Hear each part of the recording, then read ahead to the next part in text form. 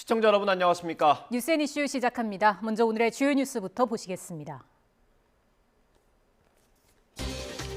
대전 유성구 현대 프리미엄 아울렛 지하주차장에서 원인을 알 수 없는 폭발로 불이 나 진화 작업이 진행되고 있습니다.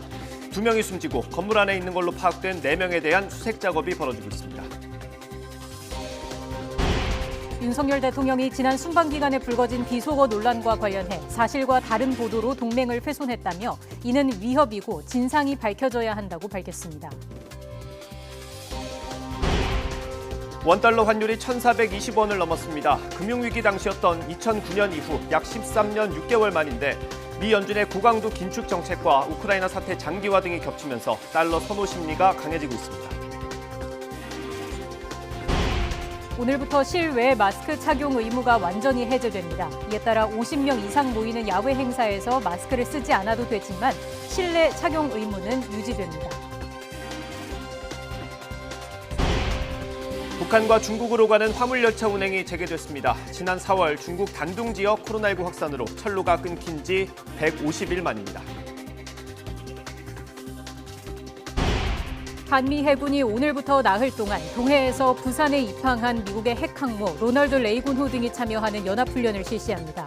어제 동해상으로 단거리 탄도미사일을 발사한 북한이 추가 도발할 가능성이 있다는 분석이 나오고 있습니다.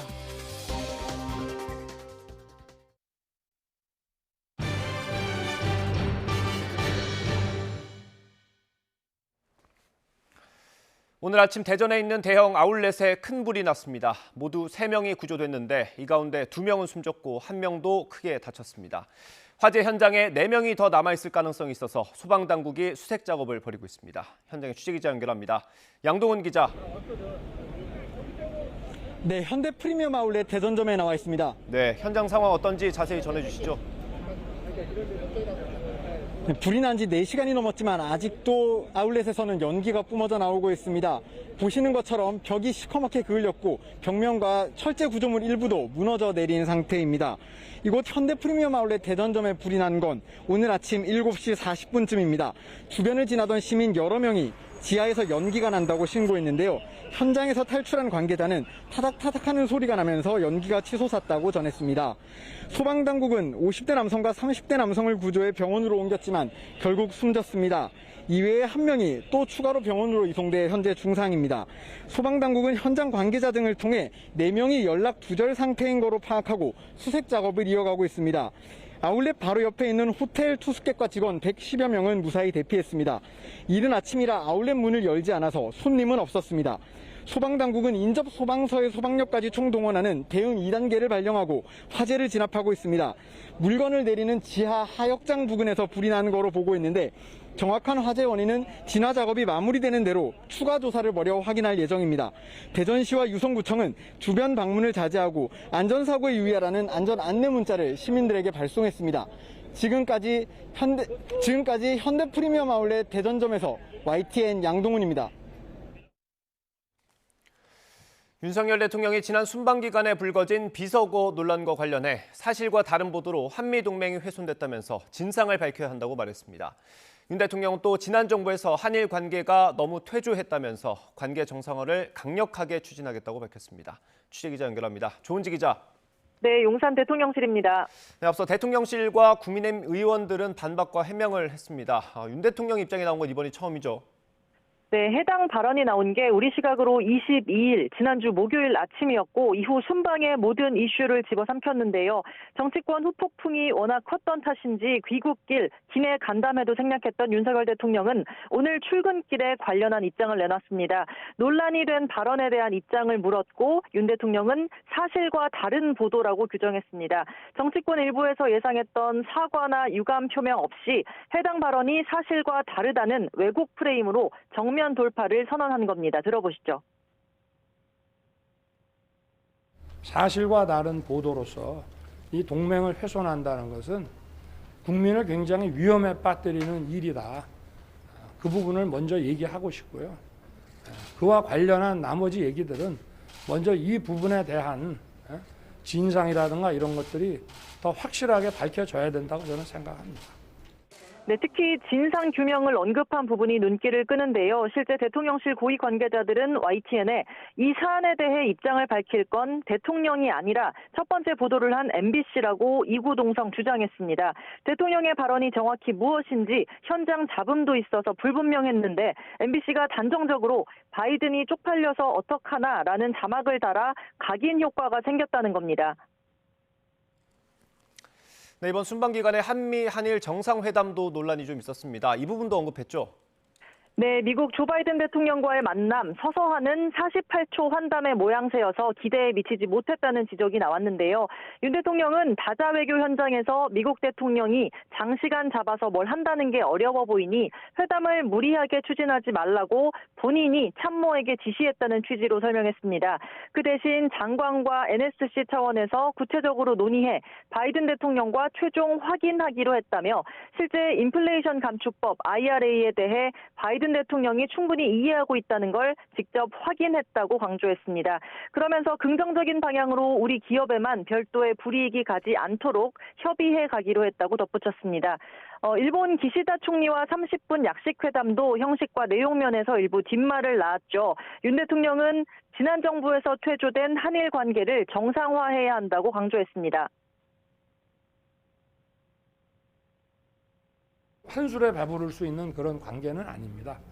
지금 지난 정부에서 한일 관계가 너무 좀 관계가 많이 퇴조를 했고 앞으로 어떠한 어려움이 있더라도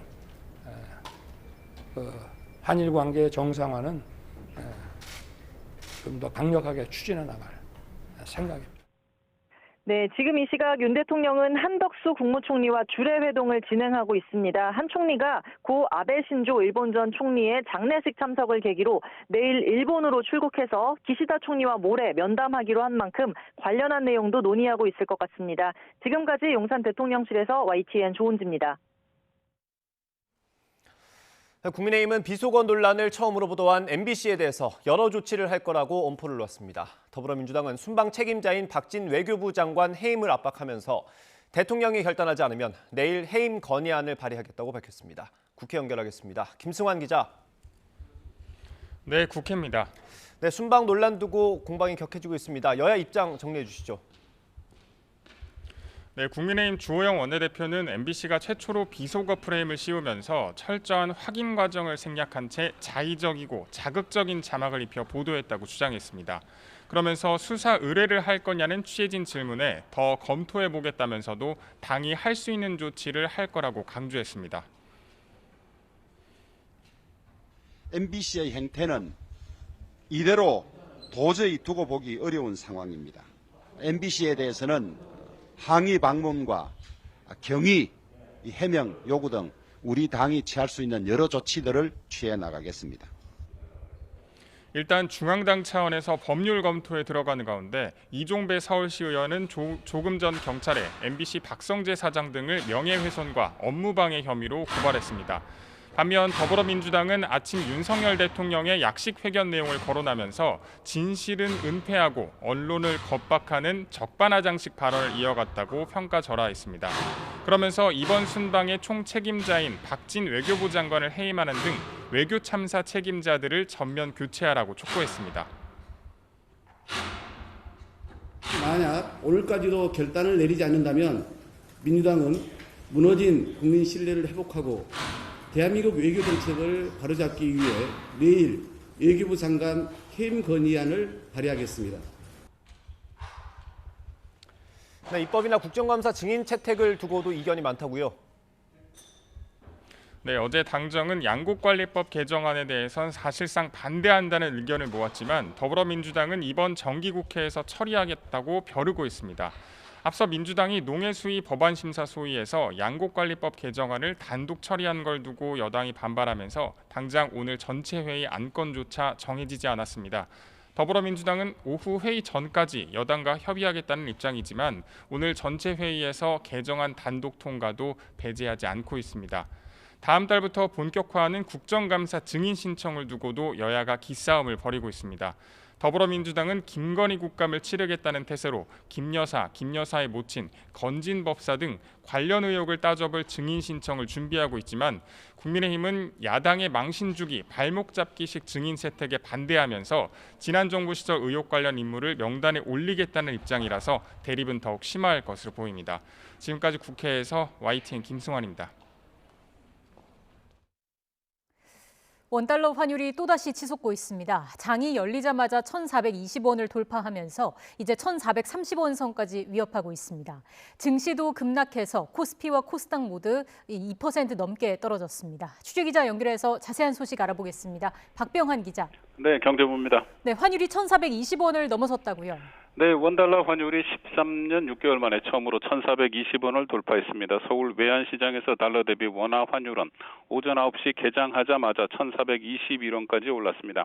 환율이 장중 1,420원을 넘어선 것은 금융위기 당시인 2009년 3월 이후 13년 6개월 만입니다. 현재 환율은 더 상승해 1,428원에서 29원 사이를 오가며 1,430원 선까지 위협하고 있습니다. 최근 미국 연준의 고강도 긴축 정책과 우크라이나 사태 장기와 유럽의 에너지 수급 위기 등이 겹치면서 달러 선호 심리가 강해진 영향으로 분석됩니다. 추경호 부총리는 외환시장에서 쏠림 현상이 나타난 만큼 국책은행과 외국환 평형기금을 동원해 기업의 선물환을 매입하는 등 달러 공급에 나설 것이라고 밝혔습니다. 자, 그리고 지난 금요일에 뉴욕 시장이 하락한 여파로 국내 주식시장도 급락세를 보이고 있죠. 네, 코스피가 전 거래일보다 50포인트 이상 하락해 2230선을 오르내리고 있습니다. 이로써 지난 7월 4일 2276.63 이후 장중 연중 최저치도 경신했습니다. 삼성전자는 1% 이상 하락해 53,000원대입니다. 코스닥은 전 거래일보다 20포인트 이상 하락해 700선을 오르내리고 있습니다. 지난 금요일 뉴욕에서 다우지수가 1.62% 하락한 29만 590.41의 거래를 마쳐 우리 증시도 하락이 예상돼 왔습니다. 미국 연준이 세 차례 연속 0.75%포인트 금리 인상을 단행한 뒤 우리 금융시장은 후폭풍에 휩싸인 채 아직 뚜렷한 상승 모멘텀을 찾지 못하고 있습니다. 지금까지 경제부에서 전해드렸습니다. 최근 부동산 가격 하락세로 전세 사기 피해가 속출하자 경찰이 전담 수사본부를 꾸려 국토부 등과 함께 집중 단속에 나섰습니다. 오늘 2달 만에 경찰이 중간 수사 결과를 발표했는데 붙잡은 사기범만 300명이 훌쩍 넘습니다. 지난해 같은 기간보다 5배 넘게 늘어난 거라고 합니다. 취재기자 연결해서 자세한 내용 알아보겠습니다. 안동준 기자. 네, 사회 1부입니다. 네, 경찰이 전세 사기와 관련해 실시한 집중 단속 그 중간 집계 결과를 발표했다고요. 네, 경찰은 지난 7월 25일부터 특별 단속에 나섰는데 우선 그제까지 2달 동안 적발된 건을 오늘 발표했습니다. 국토부 등과 합동 단속을 벌인 결과 무자본 갭 투자나 허위 보험 가로채기 같은 전세 사기 사례 163건을 적발했는데요. 여기에 연루돼 붙잡힌 사람이 348명, 이 가운데 34명이 구속됐습니다. 지난해 같은 기간과 비교하면 붙잡힌 사람이 무려 5배나 넘게 늘었습니다. 유형별로는 전세대출금을 편취한 허위 보증보험 유형이 185명으로 가장 많았고 깡통 전세 등 보증금을 미완화한 30명, 공인중개사법 위반 사범도 86명이 검거되었습니다. 실제 적발된 사례들을 보면 부산에서 금융기관 간부가 주도한 50억 원대 전세대출 사기가 대표적입니다. 집을 나온 사회초년생들, 이른바 가출팸이나 지적장애인 등의 명의를 빌려서 전세대출금 50억 원을 가로챈 일당 48명이 붙잡힌 사건이 있었는데요. 서울 마포 지역에선 SNS를 통해 임대인과 임차인을 모집해 가짜 임대차 계약서를 작성한 뒤 전세대출금 1억 원을 받아 빼돌린 일당이 검거되기도 했습니다. 이른바 깡통전세 같은 보증금 위반한 사례나 자본금 없이 임대사업을 벌이며 보증금이나 대출금을 빼돌린 이른바 무자본 갭 투자 일당도 잇따라 적발됐습니다. 인천 남동구 지역에선 무자본으로 주택 52채를 사들이고 전세 계약 뒤 보증금을 돌려주지 않거나 전세를 월세 계약으로 위조해 담보대출금을 빼돌리는 방식 등으로 113억 원을 가로챈 일당이 검거됐습니다. 이렇게 2달 동안 경찰이 적발한 전세 사기 피해 액수만 200억 원에 달하는데요. 현재 경찰이 수사 중인 사건이 500여 건인데다 내년 1월까지 집중 단속이 이어지는 만큼 적발 건수와 피해 액수가 크게 늘 것으로 보입니다. 지금까지 사회일부에서 YTN 안동준입니다. 거래 가뭄을 겪는 최근 부동산 시장의 모습이 2012년과 비슷해서 10년마다 집값이 오르고 내리는 이른바 10년 주기설이 재현되는 게 아니냐는 관측이 나옵니다. 10년 주기설이 사실에 부합하는 이야기인지 또 2012년과 지금은 어떤 점이 같고 다른지 따져봤습니다. 최기성 기자입니다. 주택 거래량은 올 들어 더 떨어져 매월 지난해 동기보다 20-30%씩 줄고 있습니다. 2012년 전국 주택 매매량은 전년 대비 많게는 60% 넘게 떨어질 정도였습니다. 2022년 역시 1월부터 7월까지 주택 매매량이 전년보다 46% 줄었습니다. 올해와 10년 전 서울 아파트 누적 거래량을 보면 연간 최저 거래량 1, 2위를 나란히 기록했습니다. 집값이 급등한 뒤 하락하고 있는 점도 유사한데 10년 주기설에 대해 전문가에게 물었습니다. 부동산 경기가 상승 하락 주기를 갖는 건 맞지만 기간을 특정할 수 없다는 주장이 있고 5년 이상 계속 상승하는 사례는 없었다라고 하는 게 이제 종전까지 이론이었었는데 실제로는 근 몇 년 동안에도 5년을 넘어서 7년 이상 계속 상승을 하기도 했고 어느 정도는 사실에 부합한다는 평가도 있습니다. 주택시장이 너무 냉각이 되면 경기 침체에 또 영향을 주니까 그럴 때는 규제를 좀 완화하고 이런 게 이제 거의 10년 단위로 이어졌다는 얘기인데 어느 정도는 그 말이 맞아 들어가는 것 같고 재현되는 것에 가깝다. 다만 그때와 지금은 양상이 크게 다르다고 진단합니다. 금융위기 이후에는 매매를 하지 않고 전세 시장에 머물면서 전세값이 급등하고 매매 시장은 낮아지는 그런 양상이었는데 지금은 좀 거래 절벽이 대출 규제와 맞물려서 이루어지면서 매매랑 전세값이 동반해서 약세라는 점이거든요. 일각에서 제기하는 부동산 폭락으로 이어질 가능성은 크지 않다는 게 중론입니다. 종전의 폭락론 때는 앞으로 집값이 하락하니까 무주택자는 집을 사지 말고 일단 기다려라. 또는 앞으로 집값이 떨어지니까 집을 팔고 전세를 가야 한다라는 식의 주장이 있었지만 지금은 그런 얘기가 나타나지 않습니다. 이번 부동산 시장 침체 영향은 상대적으로 특정 계층에 쏠려 있다는 분석도 나옵니다. 위험에 더 노출돼 있는 저소득층이나 좀 무리한 대출 투자를 한 영끌족들에 대한 관리 같은 것들은 좀 더 주의 깊게 진행이 돼야 되는 상황입니다. 금리 인상은 피할 수 없는 변수가 돼버린 만큼 정부가 통제 가능한 부동산 관련 대출이나 각종 세금 규제를 차례로 푸는 방안을 검토해야 한다는 의견도 있습니다. YTN 최기성입니다. 코로나19 신규 확진자가 14,000명대를 기록하며 감소세를 이어갔습니다. 이런 가운데 오늘부터 실외 마스크 착용 의무가 완전히 해제됩니다. 취재기자 연결합니다. 신윤정 기자. 네, 신윤정입니다. 네, 신규 확진자 수가 크게 줄었다고요? 네, 그렇습니다. 오늘 0시 기준 코로나19 신규 환자는 14,169명입니다. 어제보다 11,000여 명, 일주일 전보다 5,000명 이상 줄었습니다. 지난 7월 11일 이후 11주 만에 최저치입니다. 위중증 환자는 427명으로 전날보다 11명 늘었고 사망자는 하루 사이 33명 늘어 누적 28,246명이 됐습니다. 정부가 코로나19 출구 전략에 속도를 내고 있는 가운데 오늘부터는 실외 마스크 착용 의무가 완전히 사라집니다. 그동안 50인 이상이 참석하는 야외 집회나 공연, 스포츠 경기 등에선 반드시 마스크를 착용해야만 했는데 오늘부터는 의무가 아닌 권고로 바뀌었습니다. 하지만 방역당국은 실외 마스크 의무 해제가 실외에서 마스크 착용이 아예 불필요해졌다는 것을 의미하는 건 아니라고 설명했습니다. 과태료가 부과되는 국가 차원의 규제 조치는 해제되지만 상황에 따라 자율적으로 마스크를 쓰는 실천은 여전히 필요하다고 강조했습니다. 또 감염 위험이 상대적으로 높은 밀집 상황에서는 실외라도 마스크를 적극 착용할 것을 권고했습니다. 당국은 실내 마스크 착용 의무는 코로나19와 계절 독감이 동시에 유행하는 트윈데믹 가능성을 고려해 당분간 유지하기로 했습니다. 지금까지 사회 2부에서 YTN 신윤정입니다.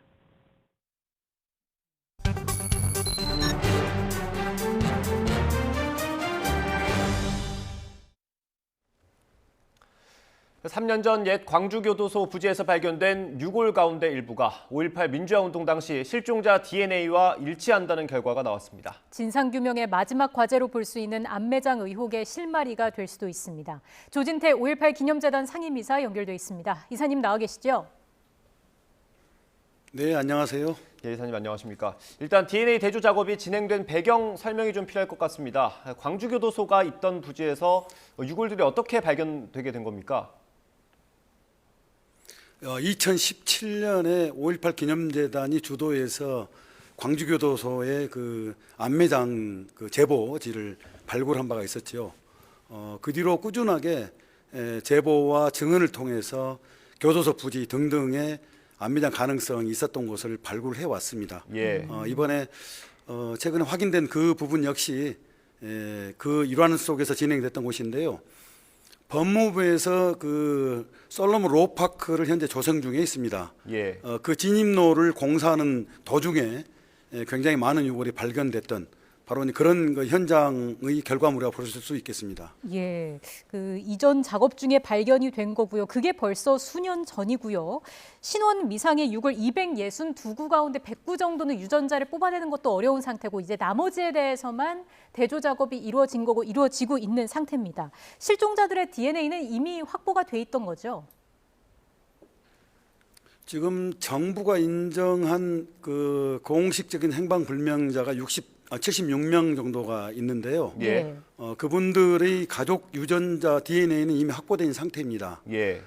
다만 최근에 발굴된 그 유골들의 유전자를 계속 추출해서 희생된 분들의 유전자와 대조하는 과정이 있었던 것이죠.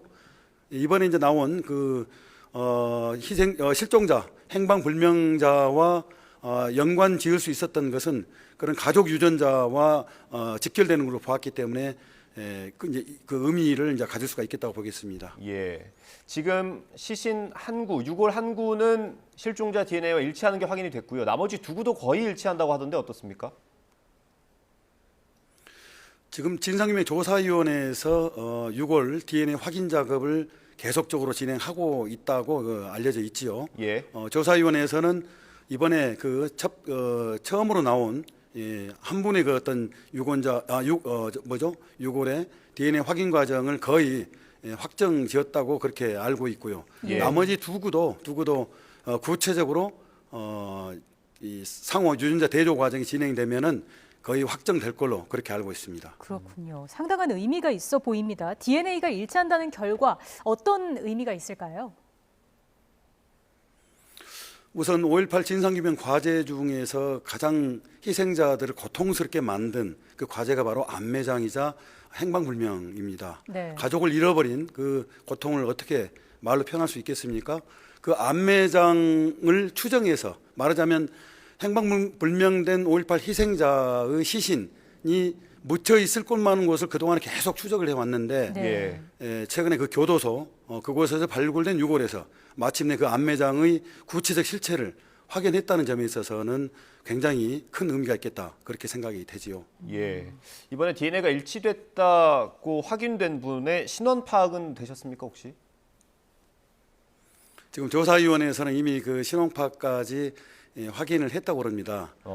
그 과정 조사위원회에서 아마 다른 여러 가지 배경 예컨대 그분의 사망 경위 그리고 그곳에 안매장된 그런 그 배경이랄지 이런 과정을 함께 보다 구체적으로 조사해서 조만간에 발표하지 않을까 생각이 되거든요.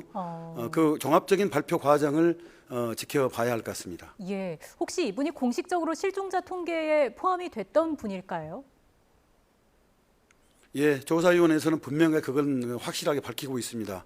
기왕에 공식적으로 실종이 확인된 그분이 틀림없다. 그분 유전자 DNA와 연관이 된다. 이렇게 밝히고 있습니다. 예. 지금 정부에서 공식적으로 인정하고 있는 실종자는 말씀하신 것처럼 70명 조금 넘지 않습니까? 근데 이걸 조금 더 확대해서 조사할 필요가 있다고 보십니까? 물론입니다. 광주시의 실종자로 접수된 분들이 대략 250여 명 정도 됩니다. 네. 그분들은 여러 가지 그 기록 조사랄지 증언 조사 등을 통해서 꾸준히 진행을 해 왔는데 다만 자료 부족으로 공식적으로 인정받지 못한 분들이죠. 그 외에도 그렇기 때문에 전국의 곳곳에서 그 안매장터가 5.18 기념재단에 제보가 계속 왔던 것입니다. 예. 80여 곳 가까이 그동안에 제보가 들어왔었거든요. 그렇게 네. 보면 실종자 문제는 이제 구체적 실체를 확인한 점에 있어서는 이제 그 실체를 밝히는 게 시작이라고 볼 수 있겠죠. 네, 재조사가 반드시 필요하다라는 입장이신 거고요. 그 광주교도소 부지 같은 경우에는 사실 이전부터 안매장이 있었을 거라고 유력하게 지목이 돼 왔던 곳이지 않습니까? 예, 그 안매장 그 지목됐던 제보 중에서 가장 많이 증언과 진술 제보가 있었던 곳이 바로 광주교도소터였던 것이죠. 네. 예. 그 중에서 그동안에 여러 곳을 안매장으로 추정해서 발굴 작업을 진행했습니다마는 거의 그 소득이 없었습니다. 세월도 많이 지난 데다가 예. 지형도 많이 변했기 때문에 실증할 수가 없었는데 최근에 그런 것들을 말하자면 그 꾸준한 조사를 통해서 구체적 실체를 확인할 수 있었다는 점에 있어서는 광주 교도소 관련해서 이후에 안매장 관련해서 더 많은 결과가 나올 수도 있겠다 이렇게 추정을 해봅니다. 네, 그 지금 3년 전에 유골이 발견된 곳이 그 교도소의 복역 중에 사망을 했는데 연고가 없어서 거기에 묻히신 분들 아니겠습니까? 거기에서 유골이 나왔다는 건 또 어떤 의미가 있을까요? 이게 계엄군이 당시 어떤 이런 사실을 좀 은폐하려고 했던 의도가 있을까요? 우선 기본적으로 전두환 일당은 자신들의 학살 만행을 철저하게 은폐하고 그 이후로는 그것을 삭제하고자 했던 것이죠. 그래서 희생당한 시신들을 곳곳에 안매장 했던 것입니다. 예. 그리고 5.18 진압된 이후에 그들은 또 그 공수여단을 보내서 또 24단 부대를 보내서 안매장, 가매장 된 곳을 샅샅이 뒤져서 그 흔적을 지웠던 것이죠. 교도소 이번에 발굴된 곳 역시 그런 곳 중에 하나로 보입니다. 기왕에 그 말하자면 교도소에서 희생당한 분들의 예. 묘소였던 것인데 그 묘소에서 이제 유골 중에 이분들이 나온 것입니다. 말하자면 그 사전에 5.18과 무관하게 희생된 분들의 유골과 그 이후에 희생된 분들의 유골을 뒤섞어 버리지 않았나 그런 이제 의혹도 가질 수밖에 없습니다. 네, 그랬기 때문에 또 안매장을 이렇게 확인하는 데까지 40년이 넘는 시간이 걸렸던 거고요. 안매장 장소로 여러 곳이 지목이 돼 왔는데 발굴 작업이 좀 더 적극적으로 이루어지고 속도를 낼 필요가 있지 않겠습니까? 5.18 기념재단은 이제 10월에 들어서서 5.18 3단체와 물론 그리고 진상규명 조사위원회가 함께 대략 추정 가능한 30곳 정도를 더 발굴해 나갈 예정입니다. 그 30곳은 그동안의 제보를 통해서 그리고 계엄군들의 기록, 그다음에 계엄 투입됐던 공수여단 병사들의 진술 이런 것들을 토대로 해서 보다 구체적으로 특정해서 현장 발굴을 해 나갈 것이고요. 그 발굴 과정에서 보다 안매장 실체가 더 구체적으로 드러날 것으로 그렇게 예상을 하고 있습니다. 네, 안매장 장소를 추가로 찾는 것도 중요하겠죠. 이 안매장을 지시하고 숨긴 사람도 있지 않겠습니까? 꼭 찾아서 좀 책임을 물어야 될 것 같은데요. 그렇죠. 지금 안매장 관련해서는 현장에서 직접 안매장을 수행했던 그 당시 투입된 병사들 그리고 현장에서 직접 지휘했던 그 장교들 몇 분들이 진술을 해왔습니다. 그분들 증언과 진술 굉장히 소중한 진상규명에 이제 원천 근거가 됐던 것인데요. 지금 이 순간 그분들 아직 그 본인의 그 어떤 행위를 고백하지 않은 분들께 저는 당부하고 싶어요. 지금이 기회입니다. 특히 다른 무엇도 굉장히 중요한 과제 중에 하나이겠지만 이 안매장은 무엇보다 더 중요한 사안이거든요. 그래서 현장에서 직접 실행했던 분들 지금도 늦지 않았습니다. 본인의 행위를 고백하시고 고백을 통해서 희생자들의 그런 고통도 함께 해소하면서 용서를 구하는 그런 그 이후의 과정을 꼭 밟아 나갈 것을 저는 당부드리고 싶습니다. 네, 많은 용기를 내주시기를 바란다라는 취지의 말씀이셨습니다.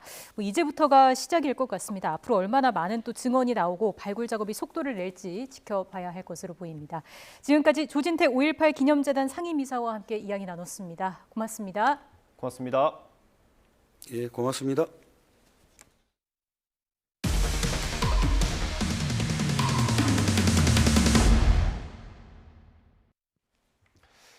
태안 앞바다에서 기름이 유출됐던 사고 이후 정부가 어떤 기상 조건에도 출항할 수 있는 초대형 방제선을 건조했습니다.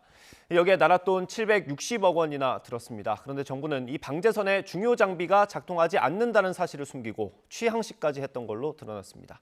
강민경 기자의 단독 보도입니다. 지난 2007년 12월 겨울, 충남 태안 앞바다를 원유 기름띠가 시커멓게 뒤덮었습니다. 당시 허베이 스피리트호에서 원유 10,000톤 정도나 유출이 된 겁니다. 그런데 풍랑주의보가 계속 발효돼 초기 방제 작업이 늦어졌고 그만큼 피해는 커졌습니다. 기름 유출 사고로 피해가 난 충남 태안 지역에서 일주일째 방제 작업이 진행되고 있는 가운데 오늘 오후 서해 먼 바다에 풍랑주의보가 내려져 기름 확산이 우려되고 있습니다. 이에 정부는 나쁜 기상 상황에도 출항할 수 있는 대형 방제선이 필요하다는 결론을 내렸습니다. 이렇게 탄생한 게 바로 2019년 11월 선박 건조에 돌입한 뒤 31개월 만에 닻을 올린 5,000톤급 대형 방제선 엔다모입니다. 예산 760억 원을 들인 해양수산부의 야심찬 결과물로 지난 7월 20일 전남 여수에서 화려한 취항식을 열었습니다. 2022년 대한민국 최초의 5,000톤급 다목적 대형 방제선 엔다모가 국민의 바다를 지키는 전천후 해양재난 대응 선박으로 역사적인 출항을 시작합니다. 그런데 취재 결과 엔다모는 치명적인 문제가 있는 걸로 확인됐습니다. 방제선의 필수 장비인 오일 펜스가 고치지 못할 정도로 불량이란 점입니다. 오일 펜스는 당연히 바다 위로 떠야 하는데 엔다모의 오일 펜스는 바다 밑으로 가라앉습니다. 오일 펜스는 초기 유출된 기름 확산을 막는 장치로 작동하지 않으면 제대로 된 방제 작업을 벌일 수 없습니다. 오일 펜스를 설치해 오염의 확산을 방지하는 기능으로 특히 나쁜 기상 환경에서도 대규모 오염 사고에 신속히 대응합니다. 이와 관련해서 해양환경공단은 지난 5월 말에 시운전 때 오일펜스의 하자를 처음 발견했고 제조사가 수리까지 했지만 정상 작동이 불가능하다는 판정을 받았다며 문제점을 인정했습니다. 760억 원의 막대한 예산을 들인 대형 방제선이 제 기능을 못한다는 점은 물론 이를 숨기고 취항식까지 한 건 분명한 문제입니다. 핵심 장비인 오일 펜스가 작동되지 않는 그런 상태에서 출항식을 강행했습니다. 취항식 이후에 기름 사고가 터진다면 이 엔다모는 방제선으로서 역할을 충분히 해낼 수 없는 상태였습니다. 해양환경공단 측은 오일펜스의 문제는 인정했지만 선박 자체의 문제가 아니라서 취항식을 진행했다고 해명했습니다. 또한 올해 안에 새 오일펜스를 달 예정이라고 덧붙였습니다. 그런데 엔다모는 오일펜스 외에도 페인트 일부가 벗겨지는 등 여러 크고 작은 문제들이 드러나서 보수 작업이 별도로 진행되고 있습니다. YTN 강민경입니다. 높고 파란 하늘을 만끽하기 좋은 요즘입니다. 이번 한 주도 낮 동안에는 선선한 가을 날씨가 이어지겠지만 아침, 저녁으로는 날이 다소 쌀쌀하겠는데요. 당분간 아침 기온은 15도 안팎을 보이겠고 낮 기온은 오늘 서울이 26도, 내일은 28도까지 오르면서 늦더위가 찾아오겠습니다. 큰 일교차에 면역력이 떨어지지 않도록 체온 조절 잘 해주시기 바랍니다. 오늘도 전국 하늘에는 구름만 다소 지나겠고 남해안에만 오후부터 밤사이 빗방울이 떨어지는 곳이 있겠습니다. 공기는 깨끗하겠지만 서쪽 지역은 오후 한때 오존 농도가 짙어질 것으로 보입니다. 오늘 낮 기온은 서울 26도, 대전 25도, 광주와 대구는 23도로 어제와 비슷하거나 조금 높겠습니다. 내일은 제주도와 영남 해안에 비가 조금 내리겠고요. 그 밖에 내륙은 대체로 맑은 날씨가 이어지면서 대기가 점차 건조해질 전망입니다. 날씨였습니다.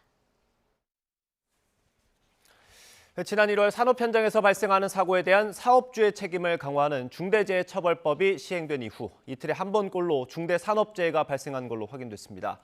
8달 만에 모두 140여 건이 적발됐는데 2건을 제외하고는 모두 사망자가 나왔고 재판에 넘겨진 건 단 한 건이었습니다. 박기환 기자의 단독 보도입니다.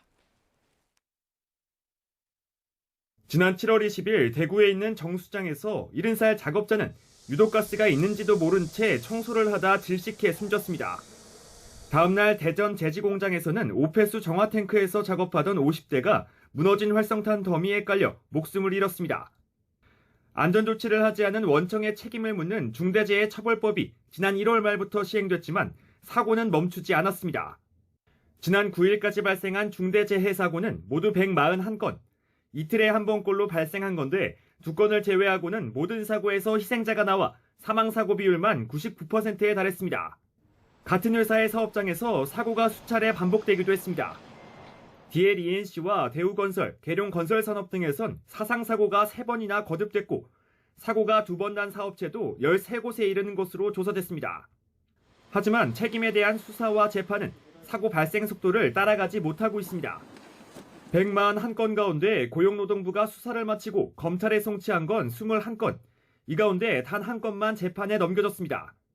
여기에 정부의 중대재해처벌법 완화 기조가 기업들의 안전불감증을 키웠다는 지적도 나옵니다. 이런 상황에서 시행령 개정을 한다라고 하는 정부의 방침은 비난받아 마땅합니다. 사고에 대해서 정확한 조사, 그에 따른 중대재해처벌법상의 조치가 강력히 필요한 때입니다. 반면 기업들은 여전히 중대재해처벌법이 너무 과도하다며 현장에서의 어려움을 호소하고 있고 정부와 여당은 이에 따라 자율성을 강화한 시행령과 법 개정을 준비하고 있습니다. 5년 내에 안전선진국 진입을 목표로 중대재해 감축 패러다임을 자율 예방 중심으로 전환하는 로드맵을 10월 중에 수립하겠습니다. 중대재해처벌법 취지를 살려야 한다는 야당과 기업들의 어려움도 살펴야 한다는 정부 여당이 팽팽하게 맞서면서 환경노동위원회 국정감사는 또 한 번 격돌이 예상됩니다. YTN 박규현입니다.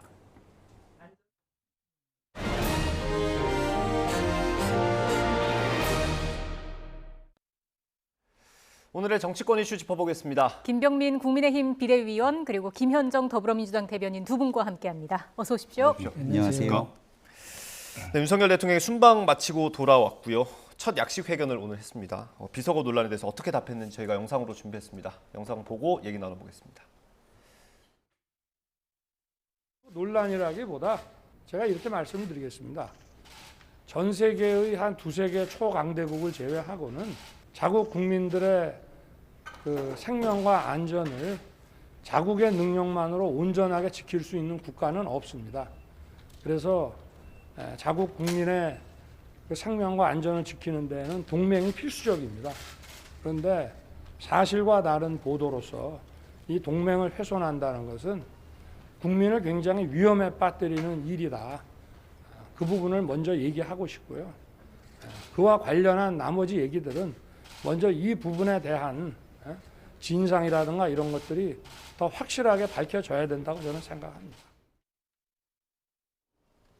네, 일단 왜곡 보도라는 데 방점이 찍혀 있는 것 같거든요. 어떻게 보세요? 예, 저는 이게 동맹을 훼손했다고 하시는데 동맹을 훼손한 것은 윤석열 대통령의 막말과 비속어라고 생각합니다. 네. 사실 간단히 사과했으면 해프닝으로 끝날 사태를 점점 더 어렵게 만들고 있다는 생각을 지울 수가 없어요. 본질은 윤석열 대통령이 국회 이 XX들이 승인해주지 않으면 바이든이 해서 어떡하나 이게 이런 막말과 비속어를 사용한 것이잖아요. 예. 그리고 이 영상은 온 국민이 보고 지금 전 세계의 언론에도 다 보도가 된 그런 내용이에요. 근데 이제 또 그 영상이 문제가 된 이후에 대통령실에서 기자단에다 요청을 해서 이게 지금 사적 대화이고 외교적 문제가 될 수 있으니 보도를 좀 자제해달라는 요청까지 했었잖아요. 네. 그리고 또 만약에 이것이 진짜 사실이 아니었다라고 하면 김문혜 홍보수석은 왜 바로 그거에 대해서 해명하지 않고 15시간이 지난 이후에 이렇게 국민들이 납득할 수 없는 해명을 이렇게 냈다는 거죠. 그래서 저는 이 사안이 사적 대화도 아닐 뿐만 아니라 이렇게 언론사에 이렇게 보도 지침을 내리는 것 자체도 대단히 문제가 있다라고 생각합니다.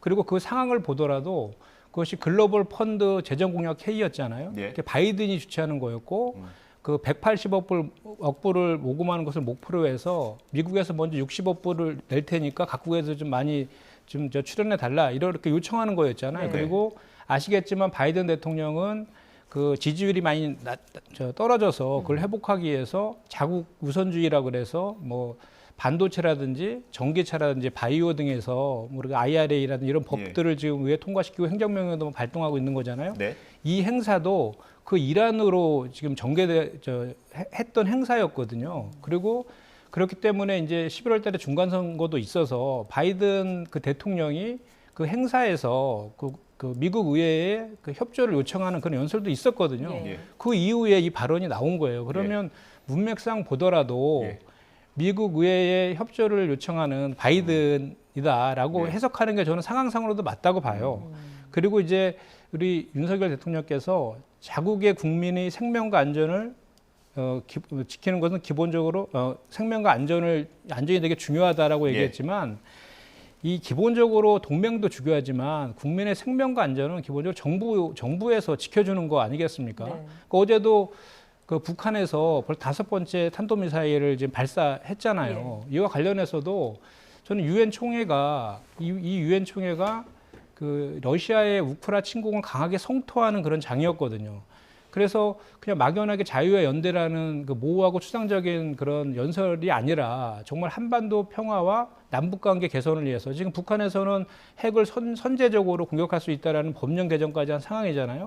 이렇게 북한이 무력 도발을 했을 경우에 국제사회가 강하게 연대해서 이거를 좀 막아달라라는 구체적인 내용들을 촉구하는 것이 오히려 우리 국민의 생명과 안전을 지키는 구체적인 방법이지 이렇게 그 명백하게 영상이 있는 팩트를 가지고 보도한 것을 가지고 이것이 동맹과의 그런 외교적 문제를 일으킬 수 있다라고 하는 것은 대단히 잘못된 시각이다 이렇게 생각합니다. 예, 여러 가지 문제점을 지적을 해주셨습니다. 어떤 답변 해주실까요? 마지막에 얘기했던 북한에 대한 문제부터 말씀을 좀 드리겠습니다. 어제 북한이 탄도미사일 도발이 있었죠. 유엔 안보리 결의 위반이고 또 무엇보다 지금 대한민국에 와 있는 미 핵항모 지금 한미연합훈련이 진행되고 있는 상황 아니겠습니까? 여기에 대한 대응적 성격이라는 것이 거의 모든 전문가들의 견해이기 때문에 북한의 이 같은 도발은 결국 우리 동맹국인 미국과 대한민국이 손을 잡고 우리의 안보를 지키기 위한 일에 훼손하게 되는 측면임을 모를 일이 없을 거라고 생각됩니다. 어제 이런 도발이 있었음에도 불구하고 민주당 입장에서는 북한을 대상으로 하는 강력한 규탄 그리고 여기에 대한 한미동맹의 중요성을 언급하기보다 여전히 더불어민주당 홈페이지에 들어가 보시면 버젓이 대통령실의 설명과 해명이 있었음에도 불구하고 바이든 대통령을 콕 집어서 메시지를 가지고 윤석열 대통령의 발언을 비판하고 있습니다. 앞서 이제 여러 얘기를 주셨던 내용들은 결과적으로 상상의 영역에 기반한 얘기들이겠죠. 왜냐하면 윤석열 대통령의 메시지를 확인한 김은혜 홍보수석이 당일 밤 기자들에게 명확한 대통령실의 입장을 설명했습니다. 명확하게 바이든이라는 표현을 쓰지 않았다고 얘기를 했기 때문에 그 앞에 나와 있는 국회라고 하는 단어조차도 만약 바이든과 미국의 의회를 폄훼하기 위함이라면 어찌 국회라고 하는 표현을 썼겠습니까? 결과적으로 해석의 여지들이 남아있는 내용들을 일방적인 상상의 입장에서 지금도 똑같은 방식으로 미국 국가 정상을 끌어들이고 있는데요. 윤석열 대통령과 대통령실에서 얘기하고 있는 것처럼 바이든 대통령이 아닌 상태로서 이 문장을 해석하게 된다면 국익을 저해하고 동맹 간의 관계를 해치게 되는 가짜 뉴스 성격의 발언들에 대해서 민주당은 똑같이 정치 공세로 일관하고 있다. 이렇게 봐야 되는 것 아니겠습니까? 대통령이 있었던 발언에 대한 적절성 여부 등에 대해서 비판하고 여기에 대한 국민적 눈높이 그리고 국회를 대상으로 했던 얘기들을 만약에 언급하기 시작한다면 거기에 대해서 이와 같은 대응을 하지는 않을 거라고 생각합니다.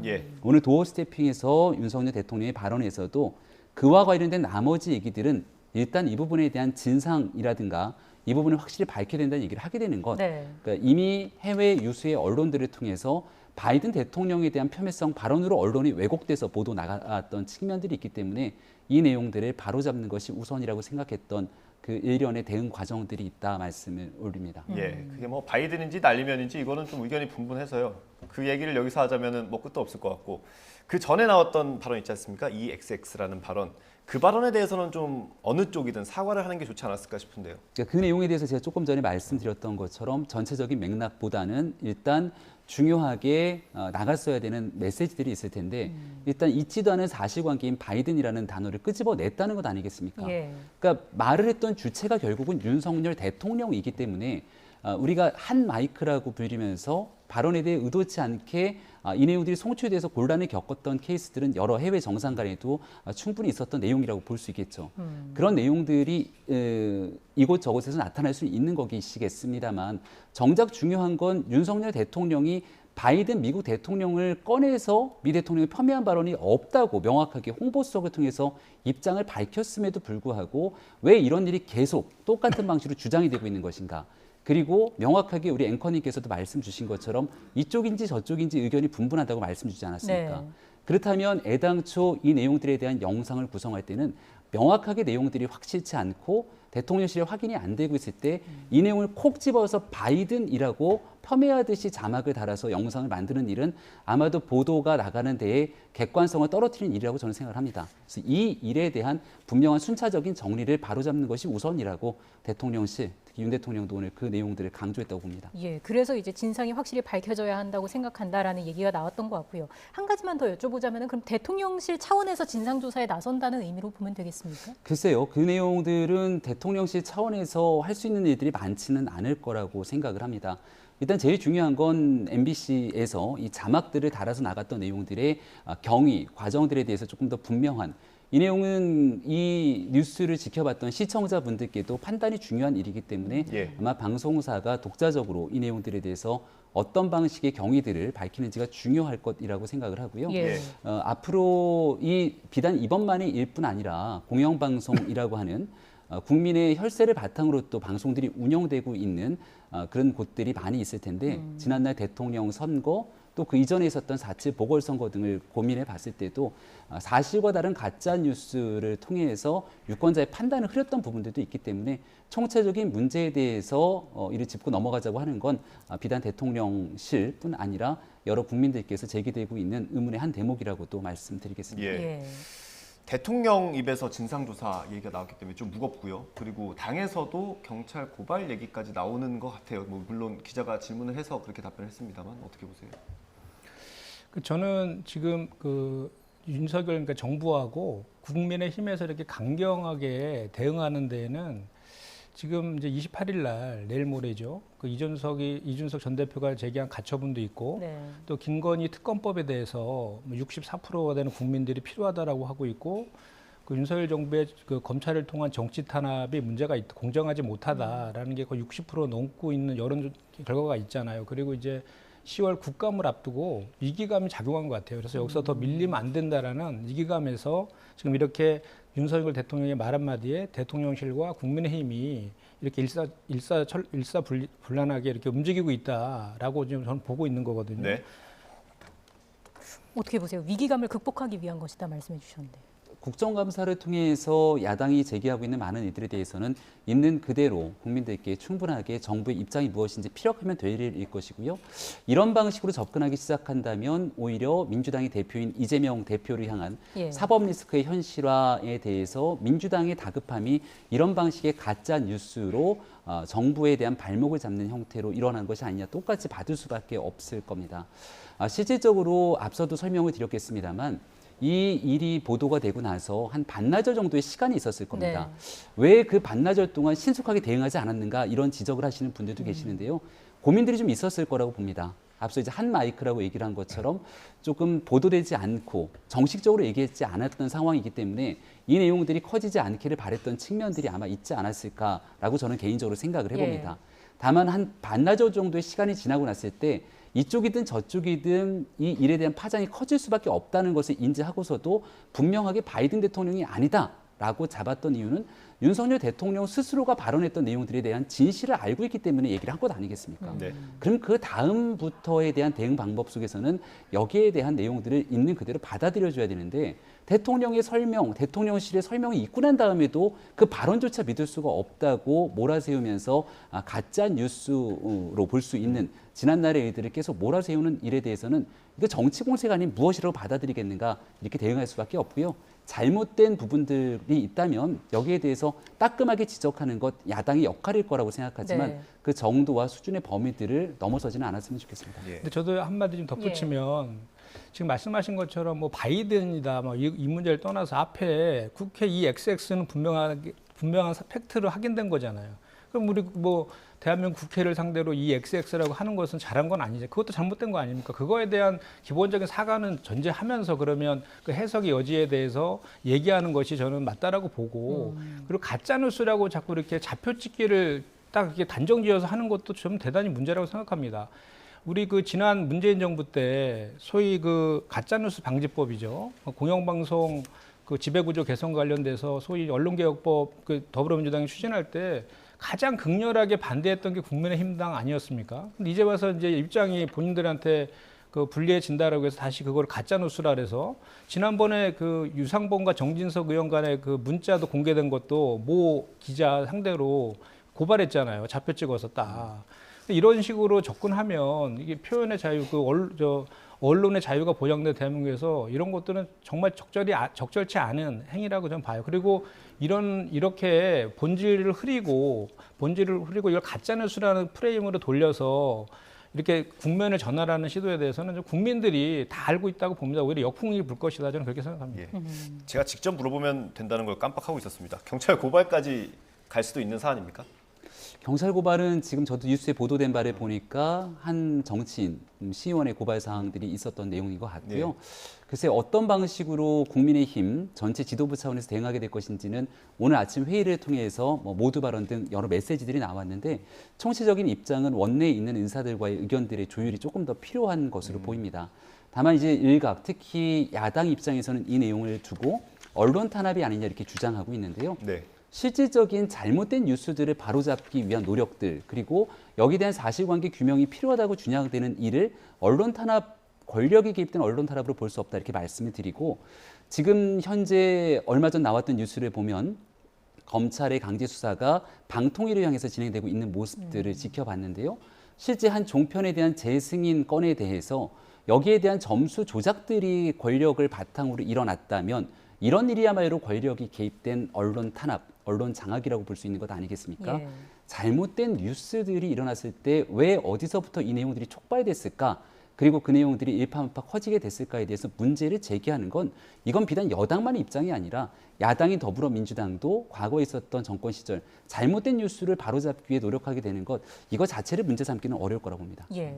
어쨌든 여야 공방은 계속해서 이어질 것 같고요. 윤 대통령의 순방 중 이런 비속어 발언 이게 또 지지율에는 어떤 영향을 미쳤는지도 살펴보겠습니다. 그래픽 준비가 되는 대로 띄워주시겠습니까? 오늘 나온 리얼미터 지지율입니다. 지금 보면은 네, 지금 나가고 있는 거는 일단 주 초에는 36.4%였는데 이게 주 후반으로 가면서 32.8%로 내려왔다라는 그래픽이고요. 자, 이게 이제 주간 평가입니다. 지금 보시는 것처럼 긍정 평가가 0.2%포인트 올랐고요. 부정 평가는 조금 내린 것으로 나타나고 있습니다. 하지만 앞서 보신 그래프처럼 주 초와 주 말에 갈수록 좀 떨어지는 모습을 보이지 않습니까? 그게 또 중요할 것 같아요. 그렇죠. 아무래도 목요일에 있었던 그 당시 보도 상황들, 목요일, 금요일을 위시한 주말까지 부정적인 영향이 미쳤다라고 보는 것이 상식적인 판단일 거라고 생각을 합니다. 네. 다만 이제 대통령 해외 순방이 있었던 초창기를 기억해 보시면 영국 엘리자베스 여왕에 대한 조문 때부터 조문을 제대로 하지 못했다는 등에 대한 각종 야당의 비판들이 쏟아졌지만 그러한 내용들이 실질적인 여론들에 큰 영향을 미치지는 못했던 것 아니냐 이렇게 볼 수 있는 측면들도 있을 겁니다. 대통령 해외 순방 떠나기 전부터 김건희 여사가 가면 안 된다 이렇게 주장했던 게 민주당의 최고위원 지도부의 한 사람의 발언이기도 했습니다. 하지만 이번 순방을 통해서 김건희 여사가 조용한 내조를 수행했던 모습들을 지켜보면서 특별하게 논란의 대상이 될 만한 일도 없었음을 아마 알 수 있을 거라 보는데요. 대통령 해외 순방이 조금 과할 정도로 이 내용들을 끌어당기기 위한 정치 공세에 대해서는 좀 지양할 필요가 있고 그래도 그 순방 속에서 있었던 긍정적인 면들에 대한 일부 평가들도 저 여론조사 안에는 포함되어 있는 것이 아닌가 생각합니다. 예, 이해를 돕기 위해서 말씀드리면 그 비속어 발언 보도가 나온 게 22일입니다. 지금 저희가 아까 그래프로 보여드렸던 23일, 그러니까 그 전날에 바로 보도가 있었고요. 그 이후에는 지지율이 좀 떨어진 모습을 보였죠. 예, 먼저 우리가 좀 확인해야 될 것은 그 정상이 해외 순방을 다녀온 다음에는 항상 지지율이 올랐었죠. 근데 이상하게 윤석열 정부만 유독 지금 나토 그 회의에 참석한 이후에도 6%나 지지율이 오히려 떨어졌어요. 그때도 뭐 아시겠지만 민간인 동행 문제라든지 또는 김건희 여사의 그 장신구 문제 때문에 그렇게 됐는데 이번에도 그 지지율이 전주 대비해서 지금 거의 떨어지거나 거의 같은 수준 아닙니까? 네. 그래서 이거는 그 전에 그런 해외 순방의 그 지지율 변화와 관련된 거를 이렇게 확인해 보면 이번에는 대단히 이번에 해외 순방이 성과 없이 돌아온 거에 대해서 국민들은 대단히 그 비판적인 시각을 갖고 있다는 걸 확인할 수 있는 거예요. 다들 아시겠지만 조문하러 가서 조문도 하지 못했고 유엔 연설을 했는데 아까도 제가 말씀드렸지만 그 뭐 자유와 연대만 이렇게 모호하고 추상적인 발언만 쭉 했다라는 그건 해외 그 평가이거든요. 네. 그리고 일본과 관련해서도 우리가 강제징용 문제 해결을 바랬지만 결국 저자세의 굴욕외교로 아무것도 얻어내지 못하는 그런 거고 또 한미와 48조 환당 같은 경우에도 뭐 거의 얻어낸 거 없는 빈손을 내고 그리고 마지막에 막말 논란까지 해서 이런 것들이 이제 반영이 된 것이라고 저는 보고요. 그래서 제가 아까도 말씀드렸지만 이 국면을 정말 국민들의 마음을 다시 돌리고 그 정부 여당 신뢰를 얻기 위해서는 그 잘못된 부분에 대해서는 진솔되게 사과하고 또 이런 문제가 초래된 그런 외교 라인이라든지 대통령실의 안보실이라든지 이런 인사들에 대한 책임 문제도 이렇게 다뤄야 된다. 저는 그렇게 생각합니다. 앞으로가 또 어떻게 대응을 할지 약간 그런 부분도 중요하게 좀 봐야 한다라는 말씀이셨던 거고요. 5박 7일 동안의 순방이었습니다. 사실 뭐 비속어 논란이 워낙 컸기 때문에 다른 이슈들이 많이 묻힌 경향이 없지 않아 있는데 뭐 선거가 아예 없었던 건 아니죠. 네, 특히나 이 비속어 논란 이후로 이제 캐나다 정상과의 회동이라든지 그 이외의 일정들을 완전히 다 묻혀버린 게 있지 않는가 싶은데요. 애당초 캐나다 정상회담과의 이 반도체 장비 업체 계약, 외국 기업 투자 유치 등에 대한 성과라든지 이런 내용들에 대해서 좀 많이 알려지지 않았던 측면들이 있는 것 같고요. 첨단 산업 분야의 7개 글로벌 기업으로부터 약 11억 불 정도의 투자를 유치했던 내용들. 이건 이제 2002년 이후에 대통령 순방으로 유치한 신고 금액으로는 역대 최다 금액이다 이렇게 볼 수 있는 측면들도 있습니다.